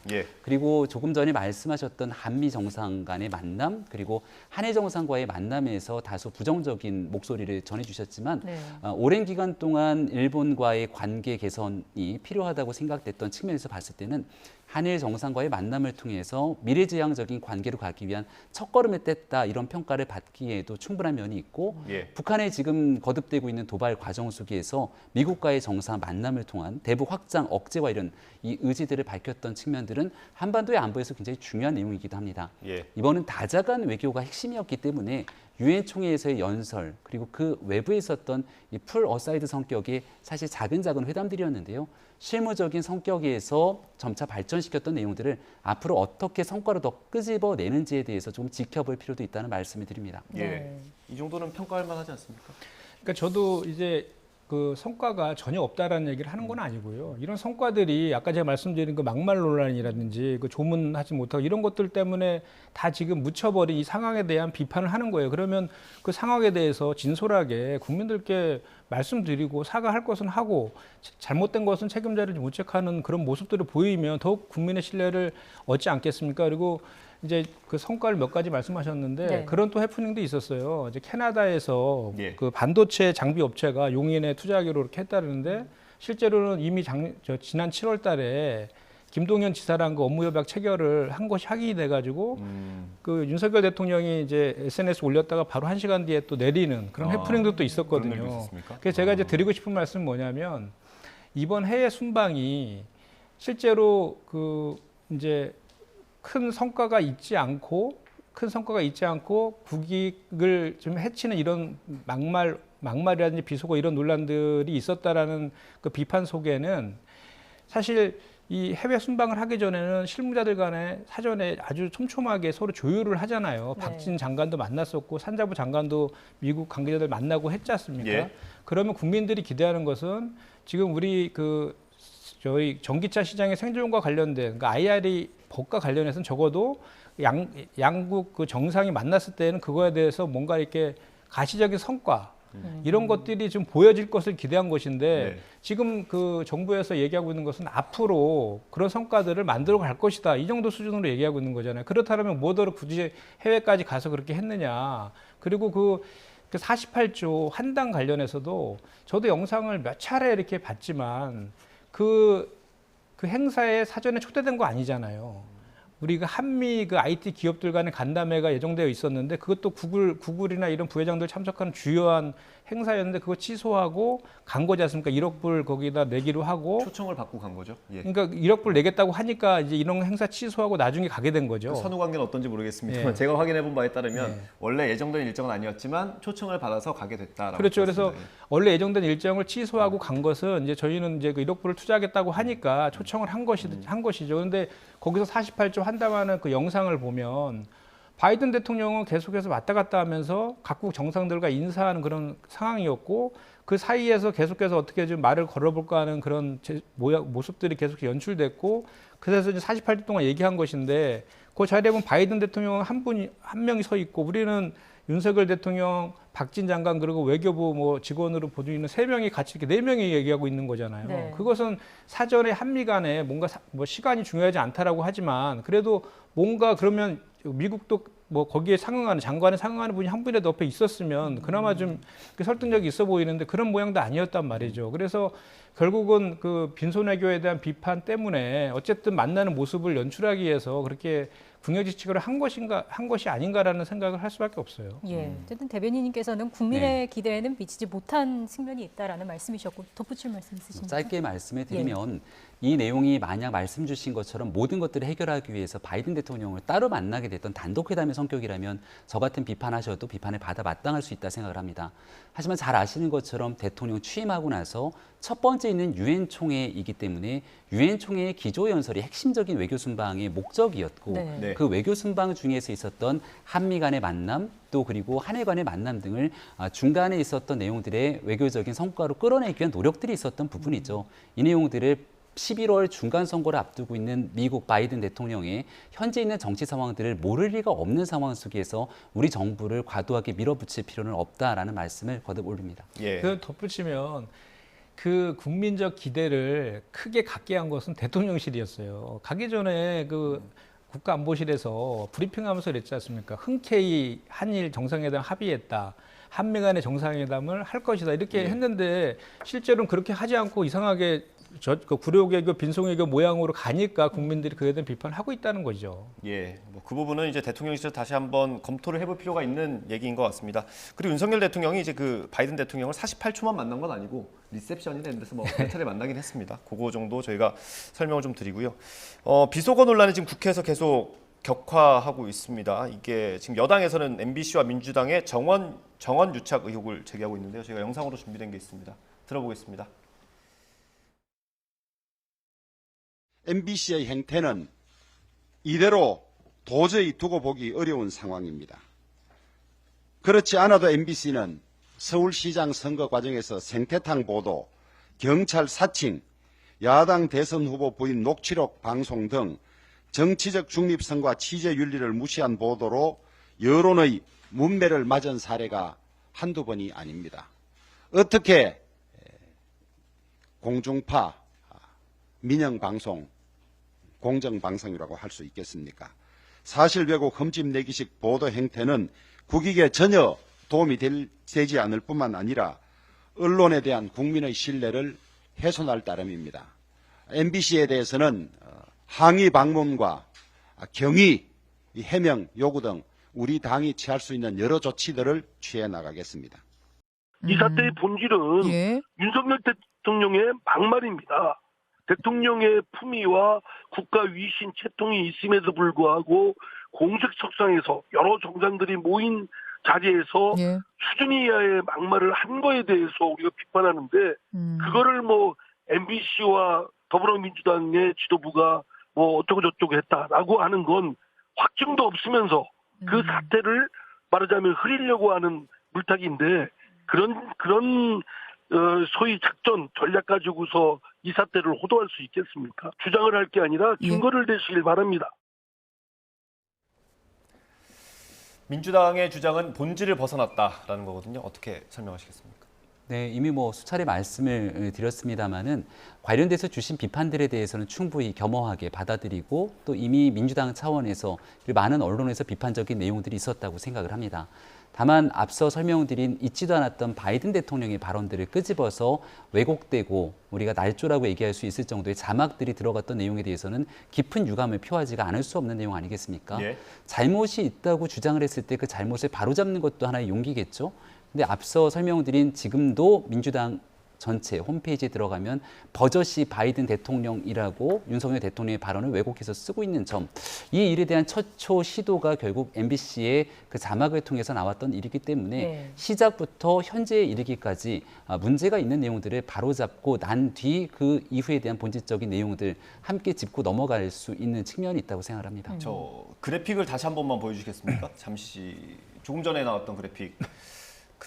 지금 여당에서는 박홍근 원내대표가 아침 회의 발언하기 전에 보도가 없었는데 그 얘기를 회의에서 했다는 걸 가지고 지금 유착 의혹을 제기하는 거거든요. 네. 그 정도로 의심할 만한 여지가 있다고 보세요? 이거 이제 일부 의원들의 얘기이고요. 국민의힘 전체적으로 저 내용에 대해서 총공세를 펼치고 있다 이렇게 보기는 좀 어려운 측면도 있을 거라 봅니다. 오늘 아침 비상대책위원회 회의를 하면서 주호영 원내대표와도 여러 얘기를 가졌는데 가장 문제가 되는 본질적인 내용들은 바이든 대통령이 발언이 명확치 않고 있는 상황임에도 불구하고 모호한 내용 속에 바이든이라고 하는 단어를 찝어서 만들었던 자막 제작의 문제를 삼고 있는 것이고요. 다만 일부 의원의 경우에는 여기에 대해서 MBC의 보도가 있기 전에 박홍근 원내대표가 먼저 발언들을 끄집어냈다는 그 경위에 대해서도 문제를 삼고 있긴 합니다만 그 내용이 국민의힘 전체의 의견은 아니고요. 일단은 그러한 내용들에 대한 지적들이 있는 만큼 어디서부터 최초 보도의 이 내용들이 유출됐는지에 대한 경위, 문제가 있다면 또 밝힐 필요도 있다고 생각합니다. 민주당 입장도 말씀해 주시죠. 저는 주호영 원대의 저 발언이야말로 가짜 뉴스라고 봐요. MBC와 더불어민주당 사이에 그 정원 유착이 있다라는 그 표현은 제가 취재하기로는 팩트가 아니에요. 저기 지금 아까 그 시간별로 쭉 나와 있지 않습니까? 그 이전에 저희가 살펴볼 게 있어요. 뭐냐면 그 대통령실에서 언론 기자단에 그 사적 대화하고 외교적 문제가 될 수 있으니까 보도를 자제해달라는 문자를 보냈잖아요. 그 문자를 받은 기자가 그 기자 단톡방이 있어요. 그 단톡방에 대통령실에서 이런 요청이 왔다라고 해서 의견을 묻는 글을 그 단톡방에 올리거든요. 그게 8시 59분에 올렸어요. 그리고 그 다음에 거기에서 이제 논의를 해서 궁극적으로는 그 기자단에서 거절을 하거든요. 그게 9시 6분이었습니다. 이미 그 전에 다 기자단들 다 알고 있는 내용들 아닙니까? 다 알고 있는 내용들이었고 그 박홍근 원대가 얘기한 것은 저기 보면 9시 33분 아닙니까? 한참 뒤였고요. 그리고 그 이전에 이미 다들 아시겠지만 인터넷과 SNS 상에 영상이 다 퍼져 있었잖아요. 그래서 이거를 무슨 MBC와 민주당 사이에 정원 유착이 있는 것까지 이렇게 몰고 가는 것은 너무 과도한 주장이다 이렇게 말씀드릴 수밖에 없어요. 이게 시간을 저도 이렇게 좀 나열을 해보려고 했는데 쉽지 않습니다. 대통령실 출입 기자가 좀 더 정리를 해주면 좋을 것 같긴 한데 어쨌든 일각의 주장이지만 원내대표 입에서 저런 얘기가 나온 거는 그만큼 좀 무겁게 보고 있다라고 봐야 되는 거 아닙니까? 주호영 원내대표가 지적하고 싶었던 내용들은 일단은 최초 보도가 있었던 건 10시가 넘는 시간이지 않습니까? 그리고 보도가 되기 전에 있었던 여러 받은 글 등을 통해서 일부 공유들이 있었다는 내용들이 있는데 이 내용들도 명확하지는 않는 상태이기 때문에 우리가 흔히 말하는 지라시 성격의 받은 글을 바탕으로 사실관계를 확인하지 않고 먼저 문제를 제기하거나 언론에 보도를 하지는 않죠. 그러니까 대통령실에서도 관련된 내용들을 명확하게 이 내용들을 확인하지 않았던 측면이 있기 때문에 MBC 최초 보도에 문제를 삼는 것이고 더군다나 그 보도가 나오기도 전에 더불어민주당의 원내대표가 직접적으로 이 내용을 끄집어서 문제를 삼았기 때문에 여기에 대한 발언의 신빙성 측면 그리고 그 이전에 나왔던 뭔가 모종의 관계 등에 대한 의혹 제기를 일부 당내에 있는 의원들이 한 것이 아닌가 싶고요. 결과적으로 지금 현재 이 내용들을 다시금 되짚어 봤을 때 정확한 사실관계에 대한 확인들이 드러나지 않아서 얘기했던 결과적인 가짜뉴스로 드러나게 된 것 아니겠습니까? 보도에 대한 신중을 기하게 되는 측면들이 필요한 점과 또 민주당이 제1야당으로서 대통령실에 대한 해외 순방 중인 대통령을 대상으로 하는 비판에 대해서도 조금 더 명확한 사실관계를 확인할 필요가 있다라는 그 정도의 지적으로 보면 어떨까 합니다. 저는 그 자막 얘기를 하는데 MBC에서 자막을 넣었다 이거에 대한 지적을 하는데 아니 그 방송이나 언론에서 그 취재를 한 것 그리고 팩트에 대해서 어떤 방식으로 이걸 표현할 것인가는 당연히 언론의 그 표현의 자유의 영역 아니에요. 그 표현을 자막을 넣었다 안 넣었다 가지고 이게 무슨 정원 유착의 증거라든지 또는 그 발언 자체를 이렇게 인식하도록 유도했다 이렇게 단정해서 얘기하는 것 자체가 저는 그건 언론 탄압일 것 같아요. 그리고 실제로 그 방송 그 기자단에서도 이런 거 관련된 문제 제기를 세게 하고 있잖아요. 근데 그건 표현의 자유의 영역이 아니라 명확하게 대통령의 발언이 있는 건데 대통령 발언에 대해서 확인되지 않는 걸 일부 자신들이 주장하고 있는 내용들로 자막을 만들어서 보도하게 되는 건 객관적 사실이 어긋나고 그렇게 만약에 주장을 하고 자막을 만들어서 영상을 제작해서 보도를 하려면 최소한도로 대통령실에 대한 여기에 대한 확인 과정들이 반드시 선행돼야 되는 것 아니겠습니까? 그런 절차들이 생략된 채로 결과적인 가짜뉴스로 정리가 돼버린 상황이기 때문에 문제를 삼는 것이고요. 이런 내용들은 문재인 정부에서 지난날 집권 5년 동안 언론에 나와서 얘기하게 되는 문제를 정부에서 삼았던 예들을 고민해 보게 된다면 지금 국민의힘의 내용들을 이걸 언론 탄압으로 규정하게 되는 건 정도가 지나쳐도 한참 지나친 내용이라고 말씀드리지 않을 수가 없습니다. 아니, 특정 언론을 딱 잡혀 찍어서 이렇게 얘기한 거고 그다음에 객관적 사실에 어긋난다라는 그 판정을 누가 하나요? 그것도 그 대통령실에서 김문혜 홍보수석이 15시간이 지나서 해명한 것도 그쪽의 주장일 뿐이잖아요. 확인되는 건 아니지 않습니까? 그러면 MBC라는 언론에서도 그 관점에서 그렇게 보도할 수 있는 것이지 그게 무슨 뭐를 의도를 가지고 유도했다라고 단정하는 것 자체가 저는 그 언론 자유의 그 영역을 좀 침해하는 거 아니냐라는 그 지적을 좀 하는 거고요. 그리고 되풀이해서 말씀드리지만 이 사태의 본질은 대통령께서 막말을 했다는 거예요. 거기서 자꾸 다른 거로 이렇게 얘기해서 본질을 자꾸 이렇게 물타기 하는 것은 저는 옳지 않다고 봐요. 그렇게 되면 계속해서 국민들의 지지율은 더 떨어질 거예요. 그렇게 봅니다. 마지막 한 말씀만 드리면 이 물타기 성격의 내용으로 논점을 회피하는 것이 아니고요. 만약에 이 내용들이 지난 목요일이었죠. 오후 정도가 됐을 때 외신을 통해서 굉장히 많은 해외 언론들이 윤석열 대통령이 바이든 대통령, 미국 동맹국을 폄훼한 발언처럼 많은 보도들이 있지가 않았으면 이런 방식의 내용들까지 잡아서 얘기를 하지는 않았을 거라고 저는 생각을 합니다. 있지도 않은 발언들을 명확하게 자막을 통해서 국내 언론의 회자가 됐기 때문에 외신들도 이 같은 내용들을 바탕으로 보도를 하게 된 것 아니겠습니까? 아니 대한민국과 동맹의 관계 속에서 미국의 국익을 위해 미국 방문해서 대한민국의 국익을 위해 노력하고 있는 대통령의 해외 순방 한가운데서 전혀 사실이 다른 내용으로 보도가 되고 있는데 이 내용을 어떻게 안 바로잡을 수 있는 재간이 있겠습니까? 그 내용을 명확하게 지적하고 넘어가는 것을 우선해야 된다라는 얘기를 과거부터 지금까지 시종일관 같은 입장에서 견지하고 있다 이렇게 말씀드립니다. 그 막말을 했다는 거는 분명한 것이다라는 그런 말씀을 해주셨는데 사실 또 국민의힘 내부에서 또 다른 주장이 나왔어요. 비속어도 없었다는 거였거든요. 여기엔 동의를 하실까요? 이것도 이제 배현진 의원 등 일부 의원들이 이제 뭐 나름대로의 대학 등이 의뢰를 해서 얘기를 했다 이렇게 하고 있는데 제일 중요한 건 개별 의원들의 주장보다는 대통령실의 해명이 제일 중요한 것 아니겠습니까? 오늘 아침에 있었던 내용도 또 김은혜 홍보수석이 목요일 저녁에 발표했던 내용도 그 맥락에서 전혀 흐트러짐이 없다고 저는 생각을 합니다. 대통령실에서 나왔던 해명들을 중심으로 바라보는 것이 온당하지 않을까 싶고 아마 배현진 의원 등이 하고 싶었던 얘기의 맥락의 취지는 뭔지는 모르겠습니다만 명확치 않는 내용에서 이런 방식으로 들릴 수도 있지 않냐.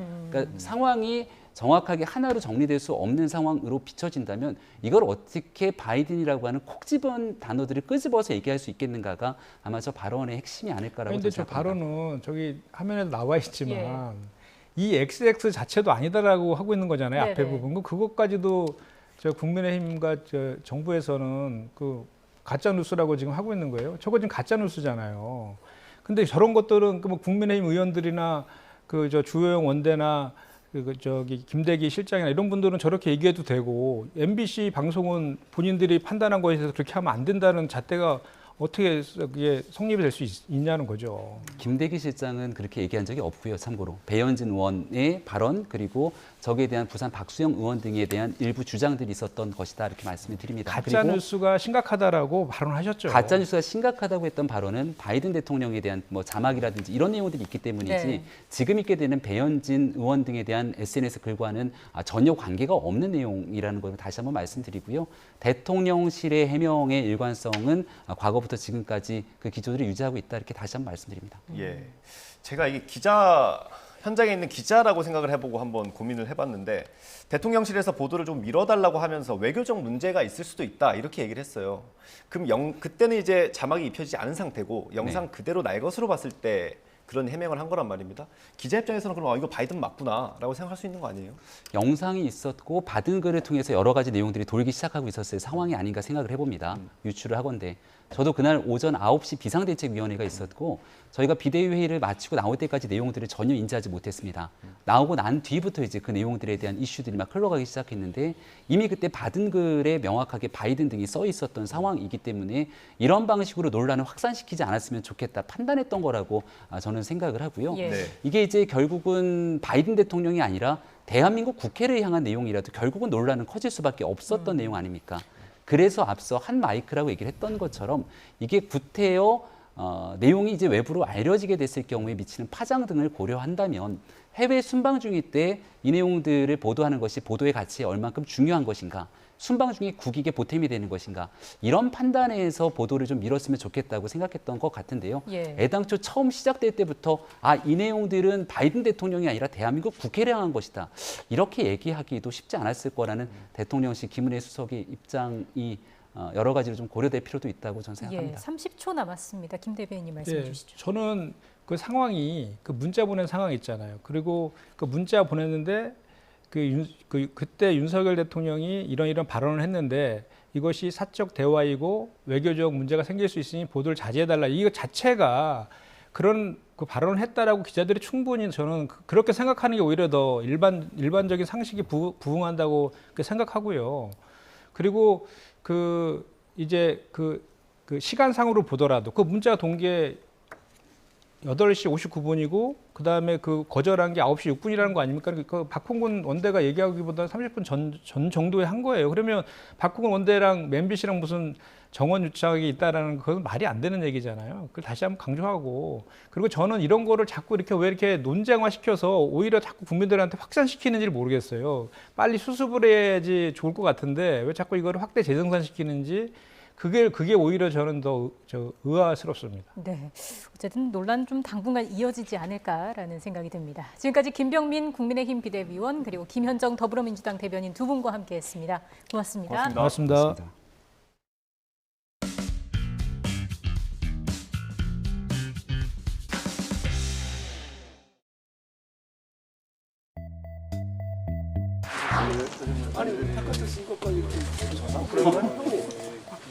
실장님, 포항 그 자동시에 마스크도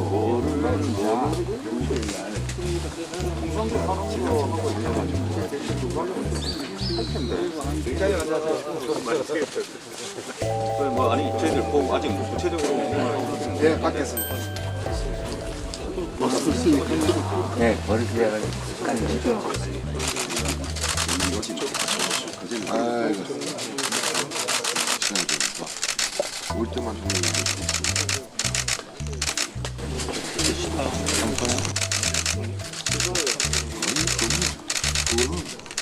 그야말로 안일반이 냉전 상태였잖아. 해빙으로 돌리는 첫 단추를 굉장히 의미가 큽니다. 예. 사람들이 지난 일을 다 잊었는데 우리 정부가 떠안아서 폭탄 처리반을 하고 있는 거라고. 자기들이 아니들이 그렇지 않습니까? 위원장님 마음대로 하셔도 되는데 저희는 서가지고 그런 얘기를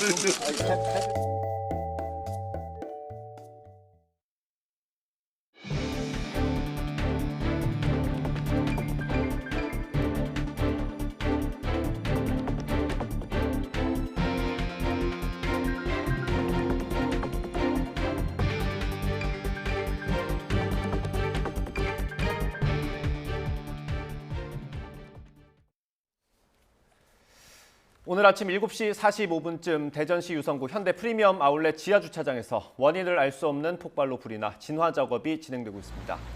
현재까지 지하 1층 방제실에 있던 1명 등 3명이 구조됐고 이 가운데 2명은 사망한 것으로 전해졌습니다. 또 다른 4명이 건물 안에 있는 것으로 파악돼서 구조대원들이 수색 작업을 벌이고 있습니다. 원달러 환율이 결국 1,420원 선도 돌파했습니다. 원달러 환율은 외환시장 개장 직후 전 거래일보다 10원 넘게 오르며 1,421원까지 상승했습니다. 환율이 장중 1,420원을 넘어선 건 금융위기 당시였던 지난 2009년 3월 31일 이후 13년 6개월 만입니다. 다음 달부터 적용되는 전기요금 인상안이 이번 주에 결정될 예정입니다. 산업부는 한전의 적자 부담을 덜기 위해 큰 폭의 인상이 불가피하다는 입장인 반면 기획재정부는 물가에 끼치는 영향을 고려해 소폭 인상을 고수하고 있습니다. 보도에 박홍구 기자입니다. 전기요금은 기준연료비와 연료비 조종요금 등으로 구성돼 있는데 다음 달부터 기준연료비 4.9원 인상이 예정돼 있습니다. 연료비 조종요금은 인상 한도 5원을 이미 소진해서 올릴 수 없는 상황입니다. 하지만 산업부는 제도를 개편해 연료비 조종요금 한도를 10원으로 올리고 이를 4분기부터 반영하자는 입장입니다. 에너지 공기업의 긴급 유동성 확보와 단계적 요금 정상화를 통해 안정적인 에너지 공급 기반을 마련하겠습니다. 반면 기획재정부는 전기요금이 물가를 자극할 우려가 크기 때문에 현행 제도를 유지하는 선에서 조금만 올리자며 맞서고 있습니다. 유가 그리고 재무 건전성 이 부분에 관해서만 중점을 두고 결정할 수 없는 것이 바로 전기 가스 요금이다. 종합적으로 판단을 하겠다. 하지만 전기요금을 인상하지 않을 경우 전기를 공급하는 한전의 재정 상황은 앞으로 더욱 심각해질 것으로 보입니다. 발전 연료인 LNG 가격이 겨울철을 앞두고 수요 증가에 따라 계속 급등하고 있어 한전의 전기 구매 비용이 지금보다 더 크게 늘 것으로 예상되기 때문입니다. 한전이 발전사에서 전력을 사올 때 적용되는 도매 가격, S&P는 역대 최고치를 찍고 있습니다. 지난 4월 1kW당 201.58원이 최고였는데 이번 달 들어 231원을 넘었습니다. 한전이 상반기 적자액 14조 3천억 원보다 더 큰 적자의 늪에 빠질 수도 있다는 얘기입니다. 한전은 망을 보완하는 데 계속 투자를 해야 되고 전기를 사오는 데 돈을 계속 써야 되는데 이제 적자가 너무 심각해지면 그 부분에 대한 지출을 줄이게 되면 올겨울에 정전이 오거나 도시가스 요금도 예정된 인상폭보다 더 크게 올리는 방안이 논의되고 있습니다. 상반기에만 누적된 미수금이 5조 원을 넘는 등 가스공사도 재정이 나빠져 소폭 인상만으론 손실을 감당할 수 없게 된 것입니다. 가파른 물가 상승세 속에 맞게 된 에너지 위기가 에너지 공기업의 부실로 이어지는 상황. 정부는 에너지를 많이 쓰는 대기업에 차등 요금제를 적용하고 에너지 소비 구조를 바꾸기 위한 중장기 계획을 준비하고 있는 것으로 알려졌습니다. YTN 박홍구입니다. 전경련이 매출액 기준 600대 기업을 대상으로 기업 경기 실사지수 BSI를 조사한 결과 89.6을 기록해 제조업과 비제조업 모두 다음 달 경기 전망이 부정적인 걸로 나타났습니다. 업종별로 보면 제조업이 88.4로 3대 수출 품목인 반도체와 자동차, 석유 제품의 업종 모두 부진할 것으로 전망됐습니다. 비제조업 중에서는 코로나19 확산세 둔화에 따른 여가, 숙박 및 외식업만 유일하게 호조가 예상됐습니다. 현대중공업과의 합병이 불발된 대우조선해양을 한화그룹에 매각하는 논의가 급물살을 타고 있습니다. 기획재정부와 금융위원회 등 관계부처는 오늘 오전 여의도에서 산업경쟁력 강화 관계장관회의를 열고 대우조선의 처리 방안을 논의했습니다. 이번 회의에선 강석훈 산업은행 회장이 대우조선해양을 한화그룹에 매각하는 방안을 포함한 처리 방향 안건을 보고한 것으로 전해졌습니다. 산업은행은 조만간 임시의사회를 열고 대우조선 처리 방안을 의결한 뒤 공식 발표할 예정입니다. 북한 신의지와 중국 단둥을 잇는 북중 화물 열차가 오늘 운행을 재개했습니다. 베이징 현지 소식통은 오늘 아침 중국 단둥에서 출발한 화물 열차가 압록강 철교를 건너 신의주로 들어갔다고 전했습니다. 앞으로 매일 한 차례씩 정기 운행이 이루어질 걸로 보입니다. 북중 화물열차 운행 재개는 단둥의 코로나19 확산으로 지난 4월 29일 중단된 지 150일 만입니다. 북한의 주요 관영 매체들이 어제 탄도미사일을 발사한 사실을 보도하지 않고 있습니다. 조선중앙통신과 노동신문 등은 어제 평안북도 태천 일대에서 동해로 쏜 탄도미사일 한 발과 관련해 지금까지 언급하지 않고 있습니다. 통상 북한은 미사일 발사 다음 날 매체를 통해 전날 발사의 성격을 규정하고 평가하는 기사와 함께 발사 장면이 담긴 사진들을 공개했지만 올해 5월부터는 발사의 성공과 실패 여부를 떠나 일절 언급하지 않고 있습니다. 캐나다 측과의 핵심 광물 협약을 지원하고 미국 주도의 핵심 광물 다자 협의체 MSP에 적극 참여하면서 우리 정부의 자원 외교 행보가 빨라지고 있습니다. 하지만 기업과의 긴밀한 공조가 쉽지 않고 중국이 휘토류 같은 핵심 광물을 장악한 만큼 걸림돌이 적지 않습니다. 이교준 기자가 보도합니다. 리튬과 코발트 등 6대 광물 원재료와 소재의 수입액 중 중국과 칠레 등 5개국이 차지하는 비중은 60%를 웃돕니다. 특히 중국산 수입 비율은 37%로 가장 높은 것으로 나타났습니다. 배터리 핵심 원료인 리튬은 80%에 육박하고 전기차 모터 등의 필수적인 히토류는 73%에 달합니다. 정부는 특정국에 대한 의존도를 낮추고 핵심 광물의 안정적 공급망을 확보하기 위해 자원 외교 행보에 속도를 내고 있습니다.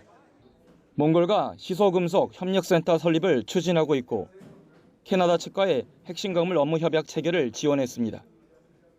미국 주도의 핵심 광물 안보 파트너십 MSP 회의에 대한 적극적 참여도 그 연장선상에 있습니다. 외교부는 박진 장관의 이번 MSP 회의 참석은 핵심 광물 자원의 안정적 확보 등 경제안보 강화를 위한 외교적 행보라고 평가했습니다. 정부는 핵심 광물 자원 보유국에 대한 다각적인 지원과 공동 투자 방안을 모색하면서 민간 기업의 핵심 광물 프로젝트를 독려할 계획입니다. 하지만 배터리와 반도체 등 분야 기업들과의 정보 공유 등 공동 보조는 쉽지 않은 과제입니다. 더욱이 핵심 광물 시장에서 지배적 위치에 있는 중국이 정부의 경제 안보 전략과 기업의 시장 논리 사이 틈새를 공략할 수 있다는 우려도 나옵니다. 지금 현재로서는 힘에 의해서 미국이 하자고 하니까 하는 건데 실제로 그거를 구매하는 입장에서는 그러니까 히토리가 필요한 나라 입장에서는 아마 중국이 개별적으로 각계격파식의 관계를 만들어가지 않을까. 민간 컨소시엄 구성 등 기업들의 기대와 달리 광해광업공단 등 공기업의 해외 투자가 어려운 상황에서 정부 주도의 핵심 광물 공급망 확보에는 한계가 있다는 지적이 높습니다. YTN 이교준입니다. 러시아가 우크라이나 점령지 4곳에 대한 합병 여부를 주민투표에 붙인 가운데 자포리자 주민 93%가 러시아 영토 편입을 찬성했다고 러시아 관영 타스 통신이 현지 시간 25일 보도했습니다. 보도에 따르면 크림 정치사회 연구소는 투표 첫날인 23일 투표를 마치고 나온 500명을 상대로 실시한 출구조사에서 93%가 러시아 영토 편입을 지지한 것으로 나타났다고 밝혔습니다. 이번 투표는 비밀 투표 등 절차적 기본 원칙을 어긴 채 이루어지고 있다는 증언이 곳곳에서 나오고 있고 투표가 진행되는 도중에 출구조사 결과가 발표된 것도 이례적입니다. 블라디미르 푸틴 러시아 대통령이 핵무기 사용 가능성을 언급한 것을 두고 백악관이 러시아 측에 강력한 경고를 전달했다고 밝혔습니다. 러시아가 군 동원령을 발동한 것은 믿기 어려울 정도로 어렵다는 신호라고 분석했습니다. 김선희 기자입니다. 2차 세계대전 이후 처음 군 동원령을 전격 발표한 블라디미르 푸틴 러시아 대통령. 핵무기 사용 가능성도 언급했습니다. Для защиты России и нашего народа мы, безусловно, используем все имеющиеся в нашем распоряжении средства. Это не блеф. 이에 미국 백악관이 핵무기를 사용할 경우 단호히 대처할 것이라며 강력히 경고했습니다. 제이크 설리번 국가안보보좌관은 미국 CBS 방송에 출연해 핵무기는 다른 무엇보다 심각한 문제라며 이같이 밝혔습니다. 만약 핵무기를 사용하면 러시아는 치명적인 결과에 직면할 것이고 미국과 동맹국들은 강력히 대응할 것이라며 이런 뜻을 러시아 비공식 채널을 통해 전달했다고 말했습니다. 러시아 고위국과 접촉한 방식과 시점은 공개할 수 없다고 선을 그으면서도 그들에게 재앙이 될 거란 점을 분명히 했다고 강조했습니다. 이미 조 바이든 미국 대통령도 유엔 연설에서 러시아를 향해 핵 전쟁의 승자가 없다며 강력한 경고를 보낸 바 있습니다. Let me also urge every nation to recommit to strengthening the nuclear non-proliferation regime through diplomacy. No matter what else is happening in the world, the United States is ready to pursue critical arms control measures. 러시아의 군 동원령에 대해서는 러시아와 푸틴이 매우 어려움에 처해 있다는 신호라고 평가했습니다. 러시아군의 붕괴라고 예단하기 이르다고 말하면서도 믿기 어려울 정도로 힘든 상황이라는 것을 보여주고 있다고 분석했습니다. YTN 김선희입니다. 이탈리아 총선에서 극우 정당이 주축이 된 우파 연합의 승리가 사실상 확정됐습니다. 이에 따라 이탈리아 사상 최초의 여성 총리이자 독재자 무솔리니 이후 첫 극우 성향의 지도자가 탄생할 것으로 보입니다. 김원배 기자가 보도합니다. 이탈리아 공영방송 라이는 현지 시간 25일 실시된 총선 출구조사 결과 우파 연합이 41%에서 45% 사이를 득표해 상원과 하원에서 모두 과반 의석을 차지할 것으로 예상했습니다. 우파 연합은 극우 성향의 이탈리아 형제들과 역시 극우 성향의 동맹, 그리고 중도 우파 성향의 전진 이탈리아 등 세 정당이 중심입니다. 출구조사 결과가 맞을 경우 우파 연합에서 최다 득표를 할 것으로 예상되는 이탈리아 형제들의 조르자 멜로니 대표가 사전 합의에 따라 총리직을 맡을 가능성이 큽니다. Quindi è importante capire che se saremo chiamati a governare questa nazione lo faremo per tutti. Lo faremo per tutti gli italiani, lo faremo 45살의 멜로니 대표가 총리에 오르면 이탈리아 사상 최초의 여성 총리이자 독재자 베니토 무솔리니 이후 집권한 첫 극우 성향 지도자가 됩니다. 멜로니는 강한 이탈리아를 표방하는 극우 정치인으로 반이민과 반유럽 통합 등을 내세워 정치적 입지를 다져온 인물입니다. 가정을 버린 아버지 때문에 호르머니 아래서 자란 멜로니는 본인도 워킹맘이자 미혼모입니다. 15살 때 네오파시스트 성향의 정치단체인 이탈리아 사회운동의 청년 조직에 가입하면서 정치에 뛰어들었습니다. 이탈리아 사회운동은 1946년 베니토 무솔리니 지지자들이 창설한 단체로 1995년 해체됐지만 멜로니가 2012년 이를 이어받은 이탈리아 형제들을 창당하고 2014년부터 대표직을 맡았습니다. 멜로니에게 여자 무솔리니라는 꼬리표가 따라다니는 이유입니다. 그녀가 집권할 경우 이탈리아가 보호무역주의로 회귀하고 러시아에 대한 제재를 반대하며 동성애자의 권리를 후퇴시키고 유럽연합 EU의 분열을 초래할지도 모른다며 국제사회는 긴장하고 있습니다. 다만 유로존 3위의 경제대국인 이탈리아에서 차기 정부가 사회 경제 외교 정책에서 극우적인 색채를 내기는 쉽지 않을 것으로 전망됩니다. EU가 2026년까지 제공하는 1915억 유로, 우리 돈 약 264조 원에 이르는 코로나19 회복 기금을 정상적으로 받으려면 EU에 협조하는 것 외에는 다른 길이 없기 때문입니다. 문제는 차기 정부 내부에서 발생할 가능성이 커 보입니다. 우파 연합의 두 축인 동맹의 대표인 마테오 살비니 상원의원과 전진 이탈리아의 대표인 실비오 베를루스코니 전 총리가 대표적인 친푸틴 인사로 분류되는 데다 지향점이 저마다 다르기 때문입니다. YTN 김원배입니다. 블랙핑크가 흥행의 역사를 연일 새롭게 쓰고 있습니다. 이번에는 K-팝 걸그룹 최초로 빌보드 앨범 차트인 빌보드 200에서 1위를 차지했습니다. 신웅진 기자의 보도입니다.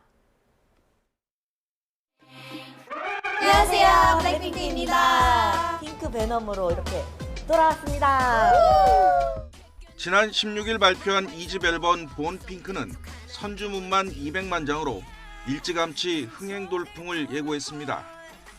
한국에서만 발매 첫날 100만 장을 돌파하며 걸그룹 신기록을 세운 데 이어 빌보드 차트까지 접수했습니다. 빌보드는 탑스토리를 통해 본핑크가 10만 2천 장의 판매량으로 1위를 차지했다고 밝혔습니다. 이로써 11주 연속 1위를 이어가던 배드버니를 2위로 밀어냈습니다. 빌보드는 블랙핑크가 2008년 이후 14년 만에 빌보드 200 정상에 선 여성 그룹이 됐다며 의미를 부여했습니다. K-팝 가수가 빌보드 앨범 차트 1위에 오른 것은 방탄소년단, 슈퍼M, 스트레이키즈에 이어 네 번째입니다. 또 영국 오피셜 앨범 차트인 톱 100에서도 최정상을 차지했습니다.